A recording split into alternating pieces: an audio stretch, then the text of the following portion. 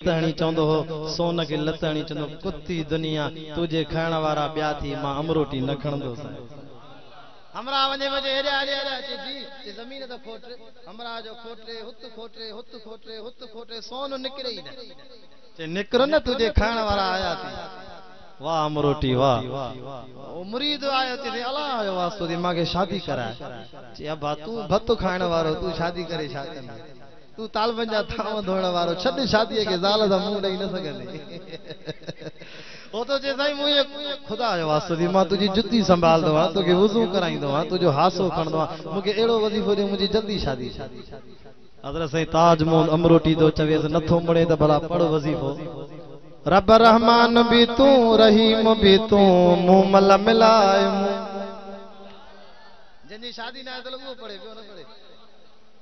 रब रहमान भी तू रहीम भी तू मुंह मल मिलाए ए तस्बीह समेत से बैठो तो ताल पंजा थाम दो सजोनी पड़े रब रहमान भी तू रहीम भी तू मुंह मल मिलाए ओ दरगाह ते आया सखर जा मेमण जिते हिन फकीर के शादी हुआ सजोनी तो पड़े रब रहमान भी तू रहीम भी तू मुंह मल मिलाए मुंह चबा इने के को न्याणी न थो दे तो दिए न तो दे केर शादी कराए चे से बस मां वट न्याणी वेठी आ दुआ घुरो समा दिनी मां अब आइन वजीफे जी बरकत दा टिनियन में कम थी वेस वाह अमरोटी तुझे लफ्जन में असर शादी त थी वई साल गुजरियो 2 साल थया वरी आयो चे ने अल्लाह जो वास्तो दी ज़ालम जान छे छो इते माने मुंह न तो देई सका खुदा जो कसम शादी त कयम पर उए जिक्र ही वया उए फिक्र ही वया चेबा मां तो के झलियो न शादी करे फर्ज हुंदी आ शादी करे सुन्नत हुंदी आ शादी करे वाजिब हुंदी आ शादी करे हराम भी हुंदी आ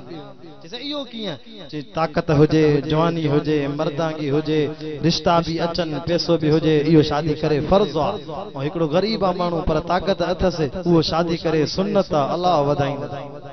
1.25 लाख नबियन जी सुन्नत आ ए ट्रियो शादी वाजिब आ गुनाह को बचण जे ला मानू शादी जल्दी करे तो ईमान जेको शादी कंदो उन जो ईमान कामिल थी वेंदो ए जे शादी कई गोया के 1.25 लाख नबियन जी सुन्नत वाह हसन तो के मुबारक होजे ए मुझे साईं फरमायो अमरोटी मानू में मुर्सी लभे कोन ताकत होजे न होजे वो शादी न करे वो हरू भरू बे के तकलीफ तो दे पराई न्याणी जी इज्जत जी ख्याल करे इयो शादी न करे जे ने अल्लाह जो वास्तो दी मां त शादी कई कम हलियो पर हाने घर में रोज जेड़ो मुझी ज़ालम जान छड़ा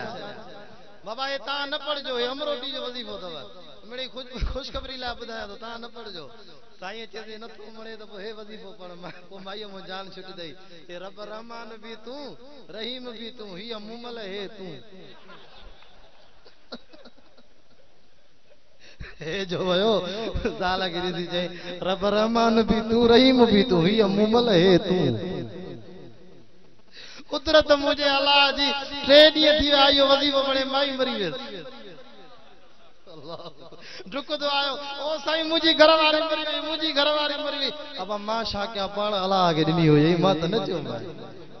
अल्लाह सभिनी जी घरवारन के हयाती दे आमीन मुसलमानों शादियों कयो शादी करण सा नबियन जी सुन्नत जिंदा थींदी आ अल्लाह अकबर कबीरा मां गाल अला केड़ी क्या बता गुजरी वे तौहीद जी गाल कई हुई हजरत अली साईं भी पास बासी सोने